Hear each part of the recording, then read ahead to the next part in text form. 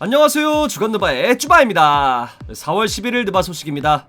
자이언 윌리엄스는 데뷔 당시만 해도 수많은 물음표를 불러오던 선수였습니다. 압도적인 피지컬과 운동 능력을 갖춘 초대형 유망주임은 틀림없지만 부상에서 자유롭지 못할 거란 예측과 다듬어야 할 부분이 많다는 등 그의 가능성에 의문을 제시하는 의견이 아주 많았죠. 물론 이 의문들은 이번 시즌의 자이언의 활약과 함께 전부 사라진 상태입니다.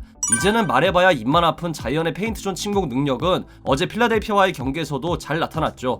그 조엘 엠비드를 상대로 페인트존에서만 28점을 올렸는데요. 이보다 놀라운 건 시즌 야투율이 62%에 육박하는 이 선수가 포인트 가드로서의 역량도 갖추고 있다는 점입니다. 현재 뉴올리언스는 론조볼이 부상으로 이탈한 상황이며 스탠 밴 건디 감독은 자이언에게 포인트 가드 역할을 맡길 거라고 공언했고 어제 경기에서만큼은 이 작전이 성공했다고 볼 수 있습니다. 경기 후 밴 건디 감독은 자이언은 항상 볼을 잡고 있고 그 어떤 것도 할 수 있는 능력을 가지고 있다며 극찬했고 그의 성장을 위해 앞으로도 자주 포인트 가드 역할을 맡길 거라고 했습니다. 자이언 역시 포인트 가드 역할을 맡는 게 그리 어렵지 않다고 밝혔습니다. 자이언은 4살 때부터 농구를 해서 모든 게 자연스럽게 느껴지고 여전히 배우는 단계이지만 일부분은 자연스럽게 느껴진다며 강한 자신감을 내비쳤습니다.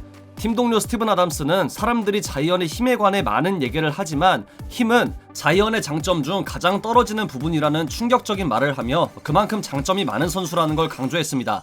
이제 71경기를 뛴 이 선수의 성장을 지켜보는 건 NBA 팬으로서 너무 행복한 일이라고 생각하는 만큼 내일 있을 클리브랜드 캐벌리어스와의 경기도 기대해보겠습니다. 데드라인을 통해 토론토 랩터스로 이적한 게리 트렌트 주니어가 지난 2경기에서의 부진을 딛고 오늘 경기에서 44점을 폭발시키며 클리브랜드 수비를 박살냈습니다. 그야말로 클레이 탐슨 부럽지 않은 폭발력을 뽐내며 NBA 역사상 단 2명에게만 허용되었던 대기록을 달성했는데요. 여기에 만약 3점을 성공시켰다는 조건까지 더한다면 트렌트 주니어가 유일합니다. 포틀랜드에서 CJ 맥컬럼의 공백을 잘 메꾸고 팀의 2옵션 역할을 잘 수행해주며 주목받던 트렌트 주니어는 토론토 이적 후에 잇따라 기복을 보였는데요. 원기옥을 모은 게 아니었나라는 생각이 들 정도로 훌륭한 경기를 펼친 이 선수의 내일 있을 뉴욕 닉스 전도 기대해보겠습니다.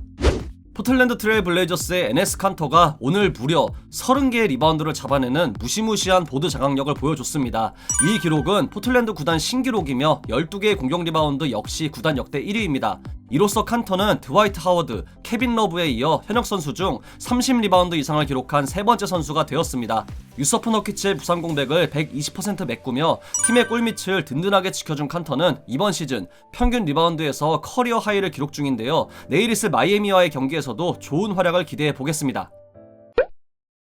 니콜라 요키치가 어제 경기를 통해 커리어 54번째 트리플 더블을 달성했습니다. 빅맨임에도 너무나도 깔끔한 슈터치와 경기 운영 능력, 무엇보다 뛰어난 패싱 센스는 리그에서도 최상급으로 분류되고 있고 어제 경기에서도 14개의 어시스트를 기록하며 이를 증명했죠. 경기 후 그렉 포포비치 감독은 요키치의 존재가 덴버라는 팀을 강팀으로 만드는 이유이며 아마도 요키치는 리그 최고의 패서일 거라고 했습니다. 심지어 포워드 대부분보다 뛰어나고 경기에서 모든 작업을 수행하는 훌륭한 선수라며 극찬을 아끼지 않았습니다. 가드 대부분보다 뛰어나다고 해도 수긍할 수 있는 부분이죠. 이번 시즌 유력한 MVP 후보인 요키치는 현재 에런 고든 영입 효과를 톡톡히 보며 상승세를 달리고 있는 팀과 함께 내일 보스턴 셀틱스와의 경기를 앞두고 있습니다. 요키치가 또 어떤 마술을 부릴지 기대됩니다. 비록 경기는 졌지만 어제 잭 라빈이 커리어 최초로 50득점을 기록하며 50득점 이상을 기록한 시카고 구단 역대 5번째 선수가 되었는데요. 경기 후 라빈은 이 부분 구단 역대 1위인 마이클 조던의 기록을 따라잡기 위해선 앞으로 37번 더 50점 이상을 기록해야 한다는 말에 그는 유령이고 신화라며 웃음을 보였습니다. 50점 기록이 힘들다면 40점 기록은 어떨지 살펴봤는데요. 이건 더 힘들 것 같네요. 30점 이상 기록은 커리어 평균 득점이 30점이 넘는 조던이라 언급하지 않겠습니다. 최근 니콜라 부세비치 영입에 성공한 시카고는 라빈과 부세비치를 중심으로 이번 오프시즌에도 굉장히 공격적인 움직임을 보일 것으로 예상되는데요. 과연 1998년 우승 이후 시카고가 다시 한번 대권 도전에 성공할 수 있을지 라빈과 팀의 행보를 지켜봐야겠습니다. 브루클린 네츠의 케빈 듀란트가 최근 ESPN의 레이첼 니콜라스와의 인터뷰를 통해 팀 동료 제임스 하든이 MVP 수준에서 뛰고 있다고 밝혔습니다.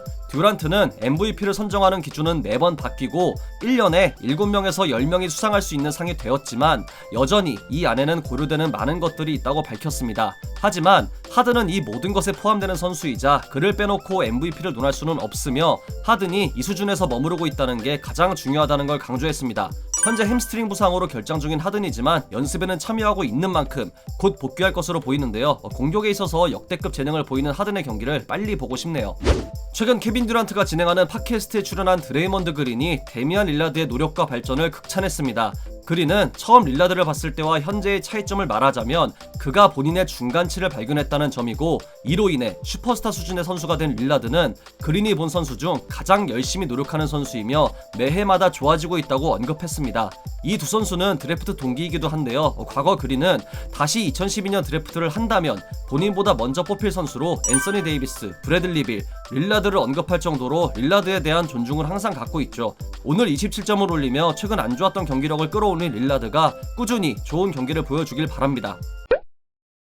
LA 레이커스의 앤서니 데이비스가 2주 안에 복귀한다고 합니다. ESPN의 에드리안 오즈나로스키에 따르면 데이비스는 현재 시각 기준 다음 주 목요일 재검을 받을 예정이며 2주 안에 복귀가 가능할 거라고 합니다. 여기에 르브론 제임스 역시 3주 안에 복귀할 수 있을 거라고 하니까 서부 컨퍼런스 5위까지 떨어진 순위를 끌어올릴 수 있게 되겠네요. 두 선수의 빠르지만 건강한 복귀를 기대합니다. 마이애미 히트의 빅터 올라디포가 무릎 부상으로 인해 팀의 서부 원정에 동행하지 않을 거라고 합니다. 이 부상은 금요일 레이커스와의 경기에서 당한 부상인데요. 과거 대퇴사두근 파열로 장기 결장했던 올라디포인 만큼 잘 회복해서 돌아오길 바랍니다. 비록 오늘 경기에선 승리했지만 골든스테이트 워리어스는 여전히 일관성 없는 경기를 하고 있죠. 팀의 시스템에 적응하려는 많은 선수가 있지만 생각보다 효율적이진 않고, 스테픈 커리는 여전히 전성기 구간에 있기에 팀은 어떻게든 다시 우승 도전에 나서야 하는 상황입니다. 한 매체는 이번 오프시즌 골든스테이트가 인디애나 페이서스의 도만타스 사보니스를 영입하면 스타 파워는 물론 확실한 반등에 성공할 수 있을 거라며 이런 거래가 가능할 거라고 밝혔는데요. 현재 플레이오프 경쟁을 간신히 하는 인디애나는 미래를 위한 조각을 얻을 수 있을 거란 예측입니다. 골든스테이트로선 리그에서 가장 뛰어난 스크린 어시스트를 제공하는 선수가 팀에 합류하는 건데 나쁠 게 전혀 없는 거래가 될 수 있겠네요. 단순 시나리오지만 과연 이 예측이 현실이 될지 오프시즌이 기대됩니다.